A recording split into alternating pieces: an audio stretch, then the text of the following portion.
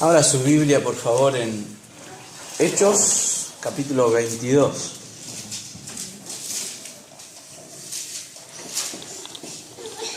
Y vamos a leer hoy desde el versículo 30 del capítulo 22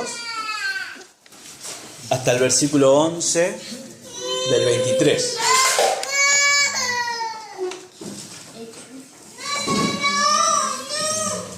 El pasaje que nosotros vamos a leer hoy tiene ciertos desafíos. Hay cosas que no son tan fáciles de... No es difícil de entender. El pasaje es fácil de entender. Hay una situación, es narrativo, pasa algo, lo que dice ahí que pasa, pasa. Pasa que nosotros muchas veces queremos tratar de ver qué intenciones hay, por qué las personas hacen tal o cual cosa, y bueno, eso no es tan fácil. Pero al final, la verdad que subyace detrás del pasaje que nosotros leemos hoy es una verdad sencilla, muy sencilla del Evangelio, y tiene que ver con esto último que nosotros cantamos. Por eso el título de mi sermón de hoy es sencillo. Saber que Dios está siempre en control nos anima. El cristiano depende, se fortalece, camina, tiene confianza, tiene seguridad, tiene certidumbre de ese hecho, de saber que siempre es Dios el que está en control de todas las cosas. Eso es fácil de reconocer y advertir cuando las cosas van bien, ¿no? Pero en una situación compleja o difícil, como esa situación ahí en la barca, bueno, las palabras del Señor, soy yo estoy con ustedes, tienen una sola aplicación. Si el Señor es el Señor y el Señor está con nosotros, ¿cómo nosotros vamos a reaccionar? ¿Qué tenemos que hacer? No temer. Las palabras no temas, confía, anímate, vamos a ver hoy, son palabras que todo el tiempo aparecen. Es uno de los mandatos más preciosos del Señor. Confía, yo soy, yo estoy. Confía. Vos cambiás, vos tenés miedo, vos a veces andás mejor, a veces no andás tan mejor. Yo soy siempre igual. Yo soy, yo soy. Y eso es precioso. Pensaba al leer yo esta historia que vamos a leer hoy en la historia de José, por ejemplo. ¿Sí? La tienen en la memoria, la historia de José. José, el menor, en ese momento, el menor de 11 hermanos, recibe un sueño, se lo cuenta a los hermanos, al padre. El padre lo escucha, mirá qué bien. Se dan cuenta de lo que el sueño implica. El sueño implica que él va a tener preponderancia sobre su padre y sobre sus hermanos. O sea, si José agarra el sueño, dice, tengo un destino grande, Dios me ha llamado a cosas grandes. Pero un día cuando va a llevarle la comida a los hermanos lo ven de lejos y mirá que él agrandado, vamos a matar. Nos tiene recansado con su sueño, vamos a matar.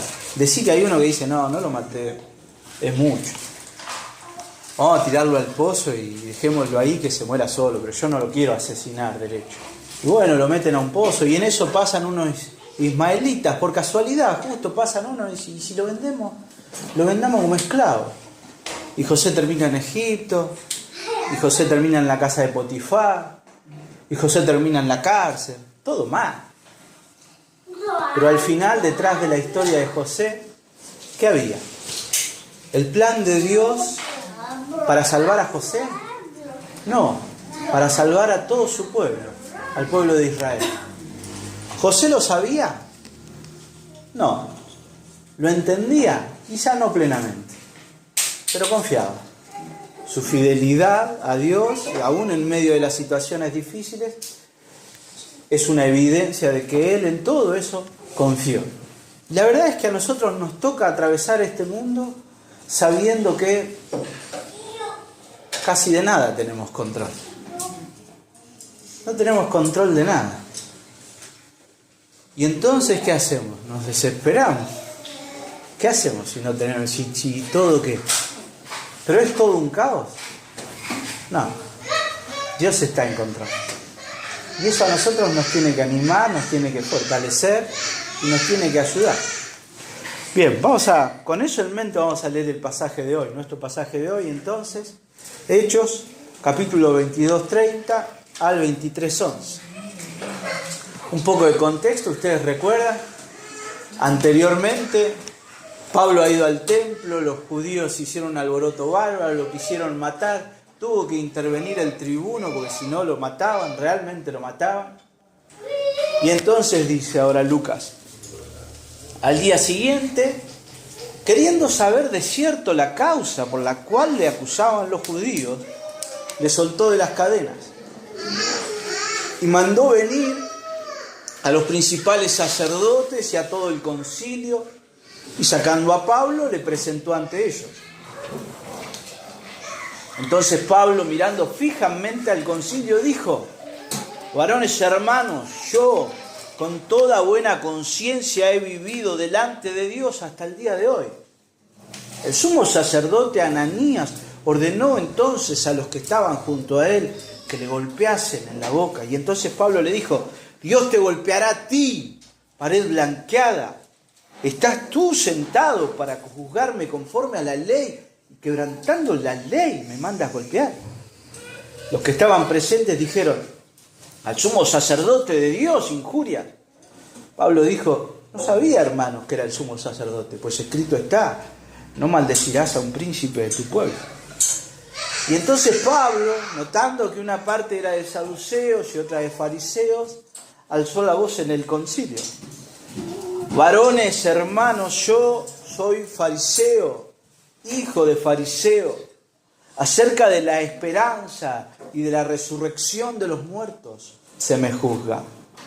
Cuando dijo esto, se produjo disensión entre los fariseos y los saduceos, y la asamblea se dividió, porque los saduceos dicen que no hay resurrección, ni ángel, ni espíritu, pero los fariseos afirman estas cosas. Y hubo un gran vocerío, y levantándose los escribas de la parte de los fariseos contendían diciendo: ningún mal hallamos en este hombre, que si un espíritu le ha hablado o un ángel, no resistamos a Dios. Y habiendo grande disensión, el tribuno, teniendo temor de que Pablo fuese despedazado por ellos, mandó que bajasen soldados y le arrebatasen de en medio de ellos y le llevasen a la fortaleza.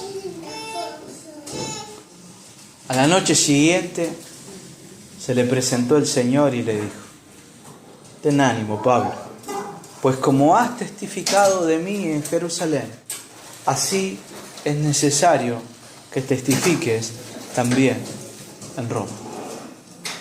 Amén. Cada parte del sermón de hoy la he formulado como preguntas, como una serie de preguntitas acerca de quién es el que está en control de la situación.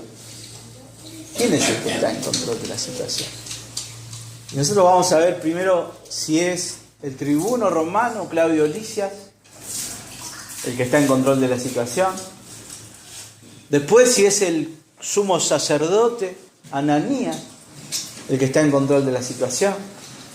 Después si es el concilio en sí el que está en control de la situación, o el mismo Pablo, para finalmente ver quién es el que realmente tiene control sobre todas las cosas. Bien, primera pregunta entonces: ¿es el tribuno Claudio Lisias quien está en control de la situación? Nuestro pasaje dice que al día siguiente, o sea, después de haber Pablo querido defenderse en las gradas del templo, ¿qué quiere hacer Claudio Lisias? Saber de cierto la causa por la cual le acusaban los judíos. Cuando Claudio Lisias ve el lío que se había armado, que casi lo matan a Pablo, él tiene que salir corriendo con los soldados y ver qué está pasando, porque lo que suceda ahí va a ser su responsabilidad. O sea, si matan a Pablo, ¿quién es el responsable de eso? Él. Él es el responsable de mantener el orden. La cuestión es que cuando él llega ahí y pregunta: ¿qué pasa acá? ¿Quién es este? Primero piensa: ¿este es ese egipcio que había levantado gente? No, nada que ver. Yo soy judío, le dice Pablo. Me llamo Pablo. Y entonces, ¿por qué tanto alboroto? ¿Por qué lo quieren matar? Y él quiere saber. ¿Le interesa la situación? En realidad no, él no quiere tener la verdad, él no quiere saber realmente lo que pasa. Él quiere tener control. Para los romanos, tener control era muy importante. El famoso orden romano tiene el nombre de Pax Romana. ¿Sí? Algo que al final terminó redundando en beneficio del Evangelio fue esa Pax Romana. Antes del Imperio Romano, en cada lugar, bueno, había reyes, era todo muy anárquico. O sea, no había autoridad, ¿no? Entonces, cuando el Imperio Romano se empieza a extender, a imponer su autoridad, eso une a todas las regiones y ordena. ¿Por qué Pablo puede recorrer tanto territorio como puede sin que nadie lo asalte, sin que nadie lo robe, sin que nadie lo mate? Precisamente por la Pax Romana. Los romanos en cada lugar tenían una guarnición de ejército. Estaba todo muy controlado. Vos podías viajar cientos de kilómetros, hasta miles de kilómetros, y estar todavía en jurisdicción del Imperio Romano. Y eso era bárbaro. Pero bueno, los romanos querían tener siempre todo bajo control. Y este hombre, Claudio Lisias, quiere saber qué es lo que está pasando, porque quiere que no vuelva a pasar. ¿Cómo es posible que yo esté en mi fortaleza y de repente se arme tal alboroto en el templo, casi maten a alguien? Me van a preguntar a mí, ¿qué pasó? Y ni idea. No, ¿cómo ni idea? Yo no puedo responder así, yo tengo que saber. Y entonces Claudio Lisias, quiere tener control. Pablo ha pasado ya la noche ahí en la fortaleza Antonia, donde estaba, y dice el texto nuestro que este hombre le suelta las cadenas. ¿Y qué hace? Quiere dirimir lo que pasa, y él llama al concilio. Hay acá algunas opiniones encontradas. Este texto tiene varias partes que hay gente que ha cuestionado. Hay gente que cuestiona, dice, esto no puede pasar porque el concilio es un concilio de orden religioso, la autoridad romana no podría convocar al concilio del templo. O sea, los romanos no tenían autoridad en el templo. Bueno, en realidad Claudio Lisias no está convocando a una reunión religiosa, él los está llamando a una reunión informal. Por eso la reunión no es en el templo. Él los llama. Ahora, ¿por qué vienen ellos? ¿Por qué viene el concilio? ¿Qué quiere el concilio? ¿Qué persigue el concilio? Silenciar a Pablo y que basta de evangelio, basta, ya está. No queremos más esto que predica Pablo. O sea, quieren silenciar a Pablo significa cortar el mensaje de Pablo. Entonces, por eso viene. Pero concentrémonos en Claudio. Él agarra, el verbo ese agarra. Dice, queriendo saber de cierto, ¿qué quiere hacer? Quiere saber por qué ha habido tan alboroto. Lo suelta y manda a él venir, dice, a los principales sacerdotes y a todo el concilio, y sacando a Pablo, lo presenta delante de ellos, ante ellos. Él quiere saber por qué Pablo es tan rechazado, por qué se ha armado tan alboroto. Pero lo que él persigue no es saber la verdad. Lo que él persigue es evitar que haya de vuelta otro lío como el que hubo. Si Pablo debe morir, bueno, que sea él el que lo decida, que sea él el que lo autorice, pero no que lo maten sin su autorización. Porque la acusación contra Pablo, ¿cuál era? Y es así, podían ellos tomarse la prerrogativa de matar, de condenar a muerte. Que había metido a un gentil en el templo. Esa fue la acusación inicial. Ellos le dicen, este hombre, Pablo, es un sacrílego porque ha metido a un gentil en el templo. Si un gentil entraba en el templo, ¿cuál era la condena? La muerte. ¿Pero Pablo es gentil? No, si lo matan ellos están yendo contra la ley. Y para el romano la ley, la paz, el orden era muy importante. Y entonces La actitud de Claudio Lisias es querer él tener el control. Y no tiene él el control. ¿Sí? Yo voy a preguntar, ¿tiene tal el control? ¿Y usted qué va a responder? Que no lo tiene. ¿Quién tiene el control al final de toda la situación? Dios. ¿Lo sabemos nosotros? Sí, siempre lo sabemos. El problema es que lo olvidamos muchas veces. Porque en realidad a los hombres y a todos los hombres nos encantaría que las cosas dependan de nosotros. Este es el tema ahí atrás es ese. A nosotros nos gustaría que las cosas dependan de nosotros. Nos gustaría tener el poder de controlar las situaciones. Controlar lo que nos pasa, controlar las reacciones de los demás. ¿Nos encantaría o no? Y sí. Nos gustaría que los otros hagan lo que nosotros queremos, lo que nosotros les digamos. Y al final el pecado es eso. Querer ponernos a nosotros mismos en un lugar de autoridad que solo le corresponde ¿a quién? Al Señor. Ahora es natural que Claudio Lisias quiera él tener el control de la situación. Él ni siquiera es un creyente. No debiera ser natural en nosotros. Así que, ante la pregunta si el tribuno Claudio Lisias es quien está en control de la situación, no. ¿Quién está entonces en control de la situación? ¿Será el sumo sacerdote? Porque al que nos encontramos ahora es al sumo sacerdote. Voy a decirlo más al final, voy a preguntarme si Pablo está en control de la situación. Pero nosotros vamos a ver a Pablo tomando ciertas actitudes que nos tendrían que hacer pensar un poquito en esto. Fíjense cómo empieza lo que sigue. Si entonces Pablo, ¿qué hace? Mire el texto usted. ¿Qué hace? Mirando fijamente al concilio. ¿Cuándo uno mira fijamente a los demás? Yo te miro y ¿qué estoy haciendo? Te miro fijamente. Hermana Marta, cuando usted está en el salón y mira a un pibe así, claro, yo estoy leyendo y hay uno que está paveando y yo paro la lectura y lo miro y él se da cuenta que lo estoy mirando. Sí, Pablo ahí está poniéndose, sí, y dice, Pablo mirando fijamente al concilio dice, para nosotros lo que dice Pablo está lindo, pero para esta gente le molestó. Dice Pablo, varones hermanos. Bueno, ya él se dirige con confianza a ellos.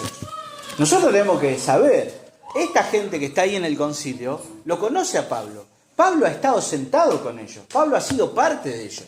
Pablo ha venido y les ha dicho, che, necesito que me firmen una carta para ir a Damasco y meter preso a los cristianos. Él está ahí y sentados en las sillas de al lado hay rabinos, fariseos que estudiaron con él, con Gamaliel. Que le robaron los higos a Gamaliel, o sea, que fueron a la escuela con él. Él tiene confianza, pero hoy está parado en otro lado. Y entonces los mira fijamente y les dice, varones hermanos, yo con toda buena conciencia he vivido delante de Dios hasta el día de hoy. ¿Qué está diciendo Pablo? Miren, ustedes me acusan, yo no me acuso. Yo, hasta hoy, todo lo que hice para atrás, esto que a ustedes les molesta de que yo esté predicando a Jesucristo, delante de Dios, yo tengo buena conciencia. Claro, si él tiene buena conciencia delante de Dios, o sea, si él cree que lo que él hizo es aprobado por Dios, ¿qué es lo que está desaprobado por Dios? Lo que ellos quieren hacer, que es silenciarlo. De alguna forma él les está diciendo, miren, yo estoy siguiendo al Señor, yo estoy obedeciendo al Señor. Los que están desobedeciendo son ustedes, los que están en contra del Señor son ustedes. Quisiera detenerme un poquito acá en esa expresión, la palabra conciencia. La palabra que usa Pablo es sineidesis. ¿Qué implica la conciencia? Un conocimiento de uno mismo, de las intenciones que uno tiene y también un discernimiento de lo que es bueno y lo que es malo. La conciencia es eso, saber, primero, ser consciente de mí mismo. no siempre somos plenamente conscientes. Y nosotros tenemos que buscar moldear nuestra conciencia, escuchar nuestra conciencia. No siempre somos conscientes de por qué hacemos las cosas, pero tenemos que procurar conocernos a nosotros mismos para ver por qué a veces actuamos como actuamos. Especialmente cuando uno se da cuenta que se ha mandado un lío, que ha pecado, ¿qué tiene que hacer? Bueno, el arrepentimiento, la respuesta ante el pecado de uno, ¿qué? ¿Cuál es? Arrepentirse. ¿Pero qué es arrepentirse? Es tomarse el tiempo de examinarse a uno mismo y ver, ¿por qué yo hice esto? ¿Por qué le contesté mal a mi esposa cuando me reclamó esto? ¿Por qué reaccioné mal cuando alguien me dijo esto? O cuando yo quería que el otro haga esto y no lo hizo, ¿por qué yo me enojé? ¿Por qué vi esta situación y ya adjudiqué en el otro una intención que yo no sé si el otro tiene? ¿Qué tengo que hacer? Bueno, examinarme a mí mismo. Eso es. El arrepentimiento implica eso, que yo me examine, que yo me evalúe. ¿Sí? Y también la conciencia tiene que ver con saber lo que es agradable a Dios y saber lo que no es agradable a Dios. Porque al final no es importante lo que yo piense solamente, sino que lo importante es que lo que yo piense esté moldeado por la palabra de Dios. Permítanme compartirles toda la explicación que hace el pastor MacArthur sobre esto. Son 2 párrafos, más extenso de lo que quisiera, pero me parece muy clarificador. Que Pablo, y cito, que Pablo hubiera vivido con toda buena conciencia delante de Dios no significa que todas sus acciones siempre hubieran sido correctas. Significa que no sentía culpa por nada de lo que había hecho, a pesar de las acusaciones del concilio. Cabe señalar que la conciencia no determina si las acciones son moralmente correctas o incorrectas. ¿Se entendió eso? No, si yo a veces puedo haber actuado y haber hecho mal sin darme cuenta o sin ser realmente consciente. Darme cuenta, no, esa es otra discusión. La conciencia de Pablo le había permitido, una vez, perseguir cristianos. La conciencia es la facultad que dicta juicio moral sobre las acciones de una persona. La conciencia nos dice si lo que yo estoy haciendo está bien o está mal. Pero lo hace basado únicamente en las más altas normas de la moral y de la conducta que el individuo percibe. O sea, yo creo que algo es bueno o es malo de acuerdo a mi moral, de acuerdo a lo que yo creo. ¿Se entiende? ¿Alcanza? La conciencia entonces no constituye la voz de Dios, ni es infalible. Una conciencia desinformada de la verdad bíblica no necesariamente dicta juicios precisos. Antes de su conversión, Pablo no conocía, no poseía esta verdad. Sigo.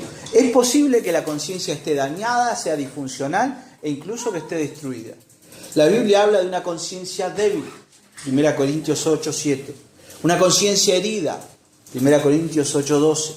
Una conciencia corrompida, Tito 1:15.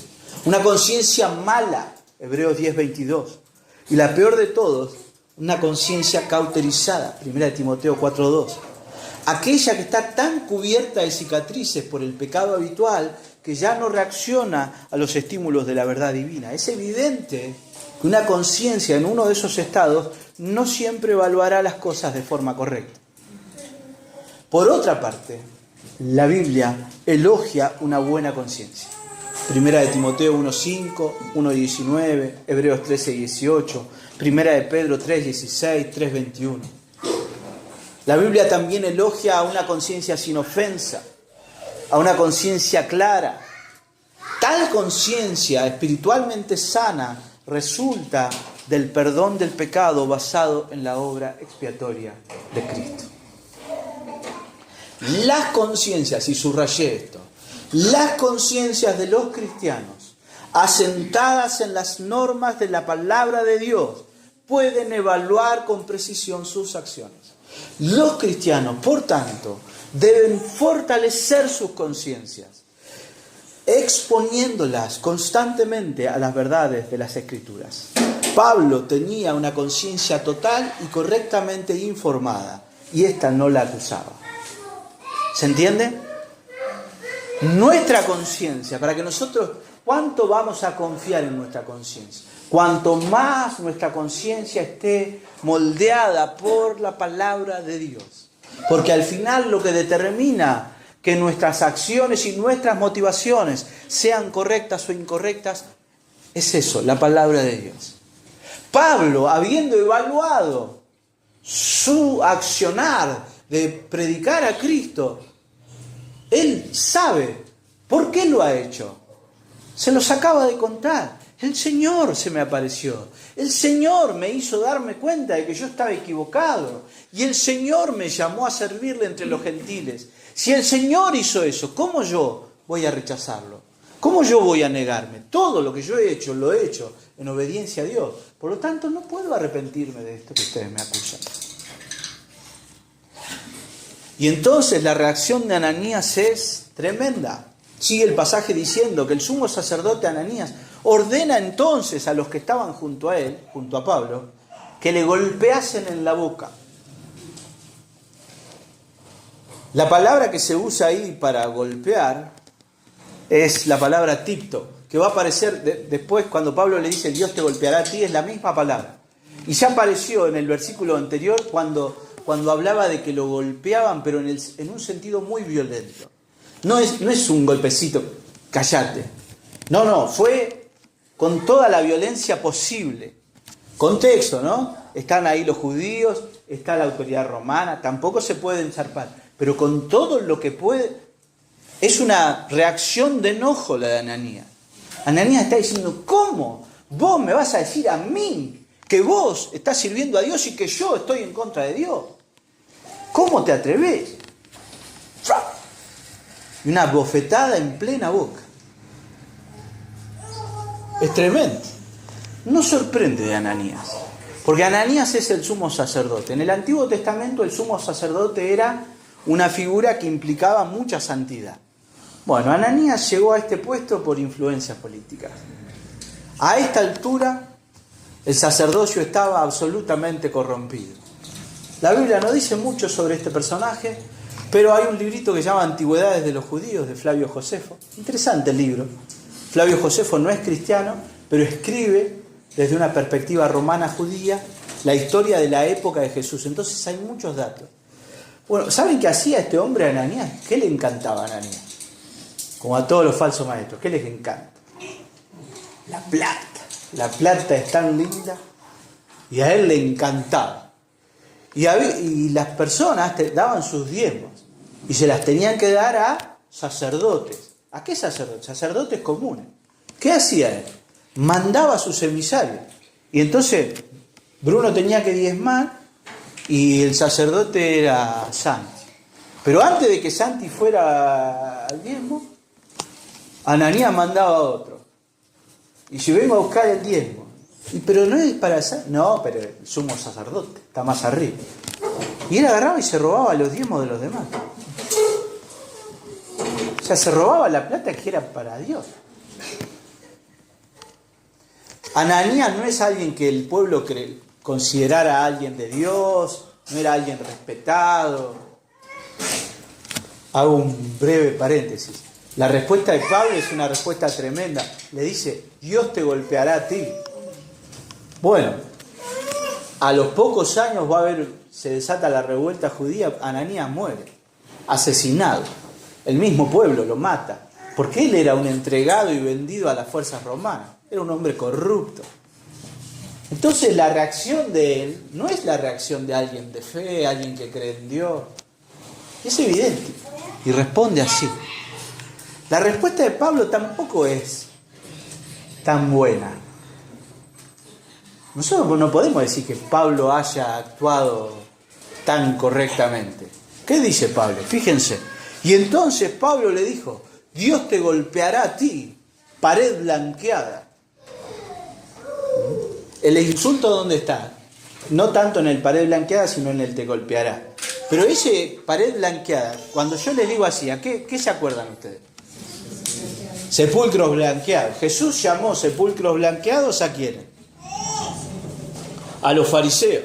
¿Sí? Mateo 23, 27 le dice: ay de vosotros, escribas y fariseos, hipócritas, porque sois semejantes a sepulcros blanqueados. Pero también esto es una referencia a Ezequiel 13.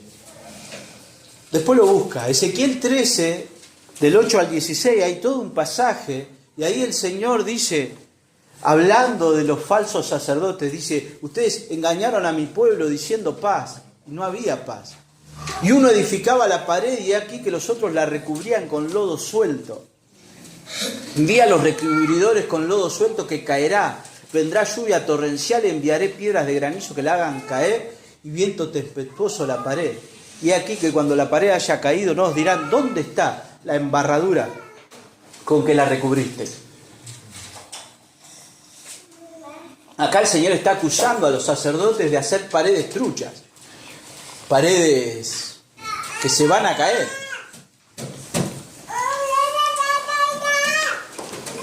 Imagínense ustedes, ¿no? Estelita no construye más. ¿Terminaste de construir? Pero imagínate que vos fuiste y vos querés una pared firme, ¿no? Y la querés con ladrillo grueso. ¿De cuánto es el ladrillo? ¿De 24? 18. Y después hay otro más finito de 12. Pero vos pagaste por el 18. Y que le pusieran columnas así en el medio para que la pared quede firme. Y lo que está diciendo acá es: ustedes tienen que construir ese tipo de pared, y construyeron con un ladrillo del 12 y en 2 días edificaron 2 metros de pared, revocaron todo. Eso al primer viento, a la primera lluvia, ¿qué va a pasar? Se va a caer. Pues está hablando de eso.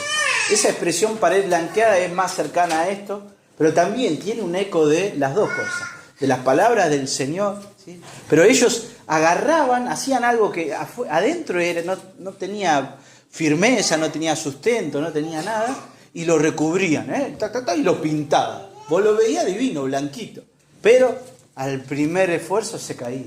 Y eso es lo que le está diciendo Pablo a Ananías.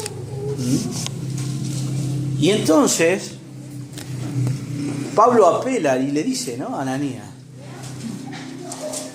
¿dónde estoy? Acá. Dios te golpeará a ti, pared blanqueada. Y miren el reclamo de Pablo: ¿estás tú sentado para juzgarme conforme a la ley? Y quebrantando la ley me mandas golpear. Levítico 19:15 tiene un mandato que dice: no harás injusticia en el juicio, ni favoreciendo al pobre ni complaciendo al grande. Con justicia juzgarás a tu prójimo. Todo el sistema de la ley judía era un sistema muy firme que se encargaba de no condenar a nadie hasta que estuviera condenado. Es algo que hoy en derecho se llama presunción de inocencia. A vos te acusan de algo, bueno, si piensan que te vas a escapar te tienen que meter preso, pero te tienen que tratar como inocente hasta que se demuestra que sos culpable. ¿Qué no podía hacer Ananías? No le podía pegar. Eso estaba prohibido estrictamente en la ley. Y por eso Pablo le dice: fíjate, sos un hipócrita. Vos tenés que venir acá a garantizar justicia, a juzgarme justamente. Y actuás como se te viene la gana. Me acusás de algo que es injusto, me pegás. ¿Y cómo reacciona la gente? ¿Contra quién se enoja? Contra Pablo. Porque en realidad están todos complotados. ¿Sí? ¿Pero qué quiere hacer ahí el sumo sacerdote? Bueno, el sumo sacerdote también quiere controlar la situación. El sumo sacerdote es alguien que quiere lograr su objetivo, quiere terminar en esta reunión, quiere terminar de hacer lo que empezaron. Y va a seguir intentando, Vamos a ver después que a Pablo lo van a mandar a Cesarea y este tipo arma una comitiva y viaja hasta Cesarea para seguir insistiendo. Y es más, van a organizar un grupo de personas para asesinar a Pablo. Va a seguir insistiendo. Él quiere, su objetivo es ese. ¿Cómo él piensa que va a controlar la cosa? Matando a Pablo. Él piensa: yo mato a Pablo, se termina el evangelio, ya está. Porque este es el tipo que anda por todos lados convenciendo a los judíos de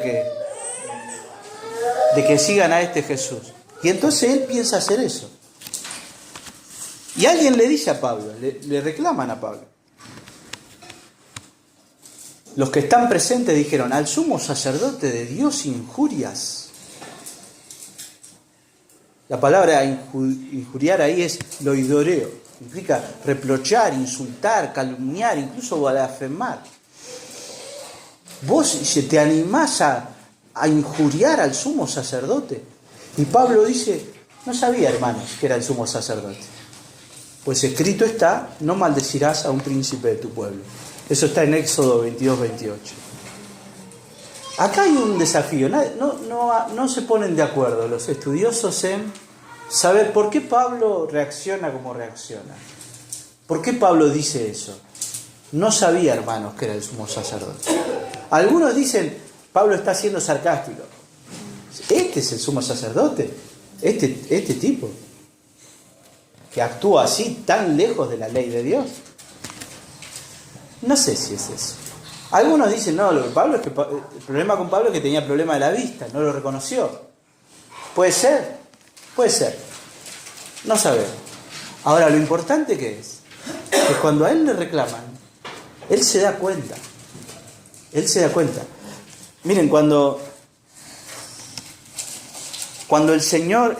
Pablo una vez le escribe a los corintios y les dice, a los corintios, si alguien nos maldice, ¿qué tenemos que hacer nosotros? Bendecir. 1 Corintios 4:2. Jesucristo, dice 1 de Pedro 2:23, cuando lo maldecían, él ¿cómo no respondía? Con maldición. Él no respondía con maldición. ¿No? El Señor, hay un episodio en Juan 18 donde pasa todo lo mismo, le pegan, lo abofetean en el rostro a Jesús. ¿Y cómo reacciona Jesús? ¿Qué dice Jesús? Maldito sea. No reacciona así.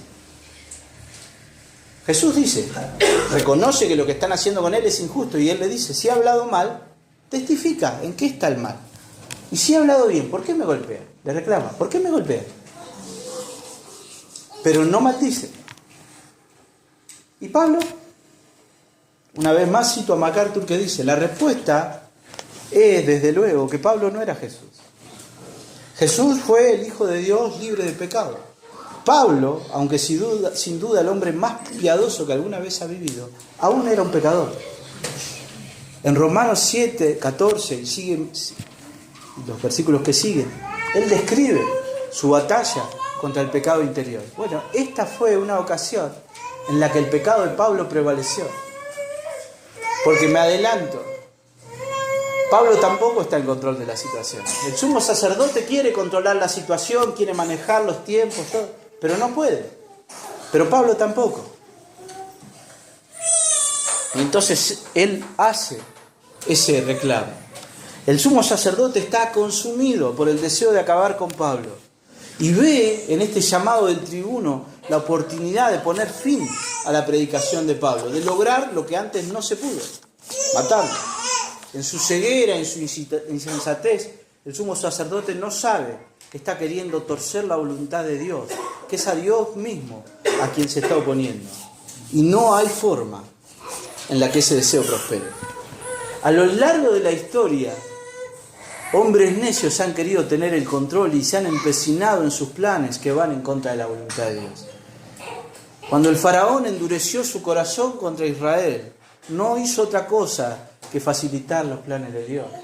Cuando Anás, Caifás y Pilatos quisieron matar al Señor, jamás imaginaron que en su necedad estaban sirviendo al maravilloso plan de Dios de dar a su Hijo en sacrificio.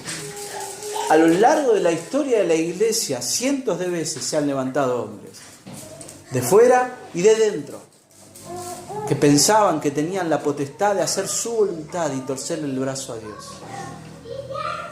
Hoy nosotros vemos a este sumo sacerdote intentando detener la palabra de Dios, pero no podrá, porque él no tiene el control sobre la situación. Y entonces, ¿quién tiene el control? ¿Será Pablo? ¿Será el concilio? Seguimos. Pablo entonces, después que pasa eso, pide perdón. Les dejo esto también para pensar. Pablo se da cuenta de que ha hablado mal, de que contestó enojado. ¿Y qué hace? cuando le dicen, vos injuriás al sumo sacerdote. ¿Qué hace Pablo? Él dice, no sabía, hermanos. La Biblia dice, no injuriarás a un príncipe. De alguna forma está pidiendo disculpas, está diciendo, perdón, no tendría que hacerlo. Pablo reconoce que ese hombre, Ananías, no es digno del cargo que tiene, no representa a Dios, no es un sumo sacerdote, pero igual sigue siendo un sumo sacerdote. Y como él es un respetuoso de la ley, él no tendría que haberlo insultado, no tendría que haberlo maldecido. Y él dice, al reconocer que es la palabra de Dios la que dice que lo que él hizo está mal, está reconociendo su falta. Y entonces él agarra y mira y observa, ya dijimos nosotros, él conoce a todos los que están ahí, él los conoce muy bien. Y dice el pasaje, entonces Pablo, notando que una parte era de saduceos y otra de fariseos, alzó la voz en el concilio. Él ve, hay dos bandas, fariseos, que eran la mayoría, saduceos, que eran la minoría, pero tenían el poder. Todos los altos cargos del concilio estaban ocupados por saduceos. ¿Qué pasó acá? Como cuando el Señor fue condenado, cuando Pedro fue llevado al concilio con Juan, las personas que naturalmente estaban opuestas y eran enemigas se habían puesto de acuerdo. Fariseos y saduceos que no se llevaban bien, se ponen de acuerdo. ¿Qué quieren hacer? Acallar a Pablo. Entonces se ponen de acuerdo. Pero Pablo ve ahí, él es observador, se da cuenta y dice, acá hay fariseos, hay saduceos, varones hermanos. Yo soy fariseo, hijo de fariseo. Se pone de uno de los bandos y les dice, acerca de la esperanza y de la resurrección de los muertos se me juzga.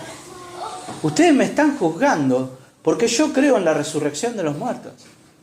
Los saduceos no creen, pero yo sí. Y miren si creeré en la resurrección de los muertos, que predico a aquel que murió y resucitó. Miren si será real lo que los fariseos hemos creído siempre, que yo les estoy anunciando que ya es palpable, ya hubo uno que murió, que pagó por el pecado de todos nosotros y venció a la muerte resucitando. Por eso me juzgan, por predicar al Cristo que resucitó. Lucas hace la aclaración, ¿no es cierto? Que cuando esto dijo Pablo, se produjo disensión entre los fariseos y los saduceos. Que aparezca este tema genera que la asamblea se divida y los que estaban unidos con el propósito de silenciar a Pablo ahora se vuelven los unos contra los otros. Y el propósito que tenían se pierde. Digamos, si nosotros lo miramos humanamente, Pablo fue muy astuto. Los dividió, los hizo pelearse entre ellos y a él no le pasó nada. ¿Pablo está en control de las cosas? Tampoco.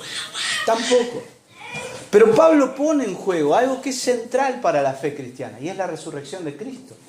Cuando Pablo les escribe a los corintios, él les dice, si se predica de Cristo que resucitó de los muertos, ¿cómo dicen algunos entre vosotros que no hay resurrección de muertos? Porque si no hay resurrección de muertos, tampoco Cristo resucitó. Y si Cristo no resucitó, vana es entonces nuestra predicación, vana es también vuestra fe. La resurrección del Señor es un componente esencial de nuestra fe cristiana, pero para los judíos también era esencial, especialmente para los fariseos.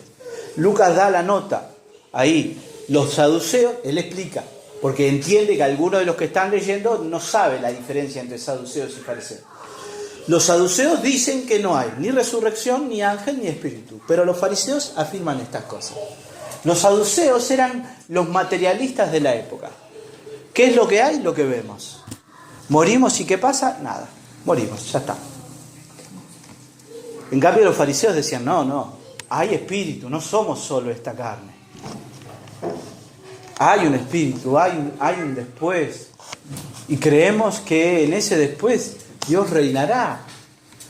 El problema con los saduceos era que ellos solo aceptaban los primeros 5 libros de la Biblia, el Pentateuco.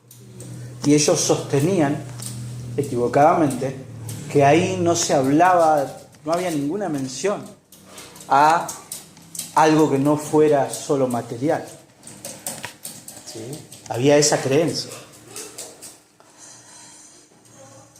La Biblia nos dice, el Nuevo Testamento, que los fariseos, Lucas tiene como un cuidado en todo el libro de Hechos. Cuando nosotros pensamos en fariseos, ¿en quiénes pensamos muchas veces? Nuestro concepto de los fariseos es personas religiosas que nosotros tenemos que evitar eso. Pero en realidad, entre los fariseos y los saduceos, los fariseos son los más cercanos al Señor. La Biblia no cuenta ninguna conversión de ningún saduceo. Sí cuenta varias conversiones de fariseos. Los fariseos, por su celo, por su amor a la ley, de alguna forma estaban más dispuestos a escuchar el Evangelio. Y entonces Pablo, con lo que les dice, genera la disensión, y no solo la disensión, sino también la duda entre ellos. Y dice, hubo un gran vocerío, se levantaron los escribas de la parte de los fariseos. Y miren, los que querían callar a Pablo ahora dicen, ningún mal hallamos en este hombre. Claro, si a él lo están acusando de predicar la resurrección, no, ¿cómo? Si nosotros también predicamos eso, nosotros también entendemos eso. No puede estar mal eso. ¿Y si acaso lo que él le está predicando realmente lo recibió de Dios? Mirá si nosotros nos estamos oponiendo a Dios. ¿Se acuerdan? Gamaliel dijo en algún momento, déjenlos, si no es de Dios van a desaparecer. Y ellos también tienen la misma duda. Y Pablo con su planteo genera no solo la disensión entre estas dos facciones, sino también la duda. Y ellos se animan a expresar esas dudas. No resistamos a Dios. Dice, no sea cosa que nosotros al resistir a Pablo estemos resistiendo a Dios. Y el pasaje termina diciéndonos que habiendo grande disensión, claro, se empieza a armar un alboroto, un griterío de acá para allá. ¿Cómo que resurrección? ¿Están locos ustedes? Dicen los saduceos. Pero sí, claro, ustedes son... El tribuno, teniendo temor de que Pablo fuese despedazado por ellos, mandó que bajasen soldados y le arrebatasen del medio de ellos y le llevasen a la fortaleza. El tribuno acá quiere recuperar el control, ¿no? Dice, bueno, no, que no se me vaya esto de las manos, porque si la discusión se pone muy pesada, de repente yo he visto que son re violentos, lo agarran a Pablo y me lo matan, y ahí yo pierdo mi puesto, pierdo todo. Así que vayan, manotéenlo y vamos de vuelta a la fortaleza y listo. Después sigue, ¿no? Después sigue la cosa. Al traer el tema de las diferencias entre saduceos y fariseos, Pablo desvía el conflicto. El concilio no puede lograr su objetivo. Y pareciera que la sagacidad de Pablo para leer la situación lo ayudó. Pero a pesar de que eso es cierto, el concilio no tiene control sobre la situación, pero tampoco Pablo. Nosotros somos hombres y siempre tenemos que recordar que hay eventos y sucesos que no están bajo nuestra esfera de decisión. El Señor mismo nos enseñó que nuestras vidas no están en nuestras manos, sino en las suyas. Mateo 6, 25, el Señor dice, ¿quién de vosotros podrá, por mucho que se afane, añadir a su estatura un codo? No podemos. No hay nada. El otro día leía justamente un artículo sobre el pasaje de Santiago, donde Santiago dice, ustedes dicen, la semana que viene me voy a ir a tal lado, voy a comprar tal cosa, voy a hacer esto, voy a hacer lo otro. No. Si ustedes ni saben lo que va a pasar mañana, ¿qué saben? No saben si van a llegar a su casa. No somos fatalistas, ¿eh? No somos fatalistas. No creemos en un destino, no. La Biblia no enseña eso. Pero la Biblia enseña que nuestros destinos están en las manos del Señor. Nuestras vidas están en las manos del Señor. Y nosotros nos gustaría tener nosotros control sobre esas cosas. Decidir. ¿No? A mí me gustaría que cuando esté cerca de los 90 me avisen, te queda una semana o un mes y acomodo todos los papeles, qué sé yo. O me escapo. Hay un cuento que se llama El gesto de la muerte, de Jean Cocteau. ¿Lo conocen? Dice que un jardinero persa un día estaba cuidando el jardín del príncipe de Persia y ve a la muerte. Y cuando la muerte lo ve ahí, hace un gesto. Y él dice, la muerte me amenazó. Y va y habla con el príncipe. Y le dice al príncipe, préstame un caballo. ¿Para qué? Me voy. Porque la vi a la muerte y la muerte me hizo un gesto, me quiere matar. Hoy me lleva, yo me quiero escapar. ¿Y a dónde querés ir? A Isfahán, dice, 1000 kilómetros. Y el tipo agarra el caballo y se va. Y después el príncipe que le prestó los caballos al jardinero se encuentra con la muerte. Y la ve y le dice, che, muerte, ¿qué pasó? Estuve con el jardinero, me pidió los caballos y me dice que lo amenazaste. Si le hiciste un gesto de amenaza. Y la muerte dice, no fue un gesto de amenaza, fue de sorpresa. Esta noche tengo pautado que lo tengo que levantar en Isfahán. Y lo veo acá a la mañana y digo, ¿cómo? Si este se tiene que morir a la noche en Isfahán, ¿qué hace acá? ¿A dónde fue el jardinero? Justamente. Estamos hablando de... Es un cuento que ni siquiera es cristiano, ¿no? Pero a nosotros nos gustaría tener control, no solo de la muerte, de todo nos gustaría tener control. Y la verdad es que no. ¿Y cómo el cristiano lidia con eso? ¿Cómo el cristiano lidia con la incertidumbre de la vida, con las circunstancias que te sacuden, ¿no? Porque de repente vos tenías una plata y dijiste, ahora me voy a comprar esto, y se te rompe el termotanque, ¿y qué haces? A la noche siguiente se le presentó el Señor y le dijo, ten ánimo, Pablo, pues como has testificado de mí en Jerusalén, así es necesario que testifiques también en Roma. Al final, en esa noche, solito, Pablo es recordado de esta gran verdad. Ten ánimo, Pablo. ¿Por qué? Porque el Señor está. La sola presencia del Señor, saber que la promesa del Señor es, yo estoy con vosotros todos los días, hasta el fin del mundo. El Señor está con él. ¿No lo ha llamado? ¿No lo ha hecho su siervo? ¿No ha prometido él estar con él todos los días? Y el Señor le dice, ten ánimo. ¿Por qué? Porque yo estoy, porque yo soy. Busqué en el diccionario la palabra ánimo. Y hay un diccionario del Nuevo Testamento que se llama de Kittel, muy conocido, que dice, en el Nuevo Testamento Jesús hace el llamado a tener ánimo. Muchas veces. Lo que Él da o es, constituye el respaldo al llamado. Analice esa frase. ¿Por qué nosotros tenemos que tener ánimo? ¿Por qué nosotros tenemos que tener confianza? Porque Jesús es Jesús. No por quién soy yo. Pues yo hoy estoy pum para arriba, mañana estoy plaf para abajo. Y Dios sigue siendo Dios. Dios es Dios, Dios está. ¿Qué más precisamos? Nada más. Tras ese llamado está lo que Él mismo asegura ser. En el encuentro con Él, la acción de Dios es liberadora. Y así el Evangelio nos da gozo, nos da confianza y echa fuera la ansiedad, haciéndonos entrar en la bondad paternal de Dios.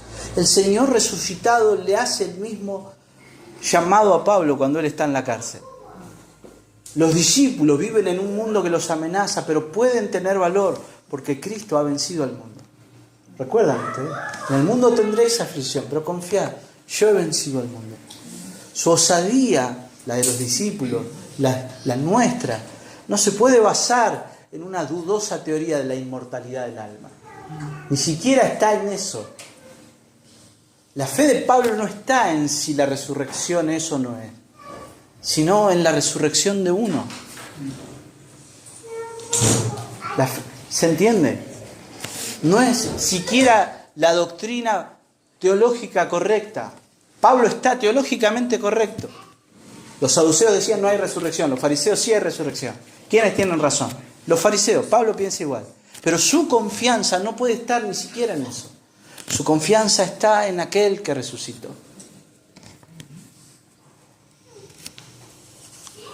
No se basa en eso, no se basa en un proceso de iniciación, sino en la realidad histórica de que Cristo murió y resucitó en victoria. Nosotros confiamos en esto. Dios está. Dios está. Y fíjense cómo termina el pasaje. Como has testificado de mí en Jerusalén, así es necesario que testifiques también en Roma. El pasaje termina con esa afirmación del Señor. Es el Señor el que dice eso. Y le dice que del mismo modo en que Él ha dado testimonio de Cristo en Jerusalén, es necesario que lo haga en Roma. Si el Señor dice que es necesario que Él haga algo, ¿quién podrá detener la voluntad del Señor? Lo que estaba en el corazón y en el deseo de Pablo podía pasar o no, pero lo que el Señor dice que es necesario que pase, va a pasar. La presencia, la palabra del Señor confortan y consuelan a Pablo para que él entienda todo lo que ha pasado hasta ahora y para que él esté animado en lo que viene. Porque los problemas para Pablo no terminan, pero no importa, porque en el medio de esta celda oscura, solitaria, es el Señor el que está con él y es el Señor el que le dice: ten ánimo. Yo estoy, yo controlo todo. Pensemos, finalmente. Hay dos cosas en las que nosotros tenemos que pensar. La primera y más natural es esta. Para nosotros debe ser un recordatorio constante de esto. Es el Señor el que está en control de todas las cosas. El único soberano es el Señor. Y esto tiene que advertirnos a nosotros acerca de nuestra tendencia natural a querer controlar. Porque nuestra tendencia natural es a pensar que nosotros podemos controlarnos a nosotros mismos y a querer controlar a los demás.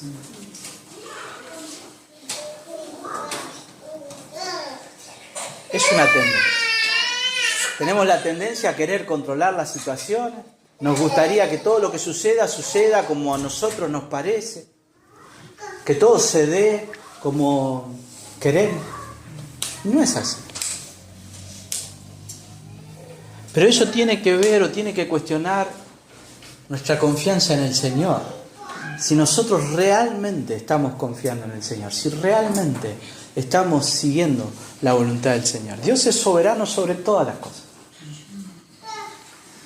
Y así como el hombre es o enemigo de Dios o hijo de Dios, con respecto a su voluntad, o nosotros la abrazamos, o nosotros la rechazamos e intentamos oponernos a la voluntad de Dios todo el tiempo.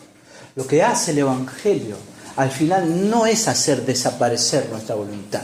Lo que el Evangelio produce en nosotros es moldear nuestra voluntad a la palabra de Dios. Por eso Pablo dice: yo con buena conciencia estoy hasta hoy.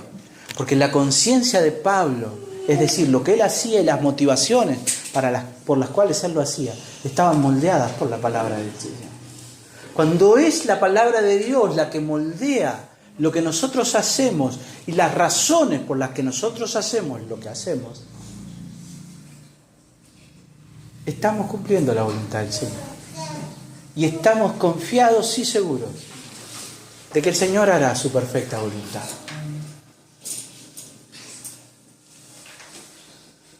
Si el Señor nos manda a hacer algo, ¿qué nos manda el Señor? Yo no quiero que perdamos esto, no quiero que lo hagamos individual tampoco. Porque el Señor no está hablando a Pablo de Pablo. El Señor está hablando de la misión. Lo que está pasando acá y en todo el libro de Hechos es que Dios está alcanzando a personas con su salvación. Y los judíos están queriendo detener eso. Pero eso es la voluntad de Dios. Este encuentro, esta reunión en el concilio que nosotros vemos es la quinta vez que un cristiano es llevado al concilio. Es la quinta vez que estas personas escuchan el Evangelio y lo están rechazando y están oponiéndose, pero en realidad lo que están haciendo es oponerse a Dios. No es la última vez que se reúne el concilio, pero de aquí a 4 años, este concilio va a ser desparramado. Va a desaparecer porque Jerusalén va a ser destruida. En el año 66 va a haber un levantamiento que va a durar un par de años. En el año 70 Jerusalén va a ser arrasada. Y estos hombres que están convencidos de que conocen lo que Dios quiere, quieren imponer a los demás su voluntad, porque no es la voluntad del Señor.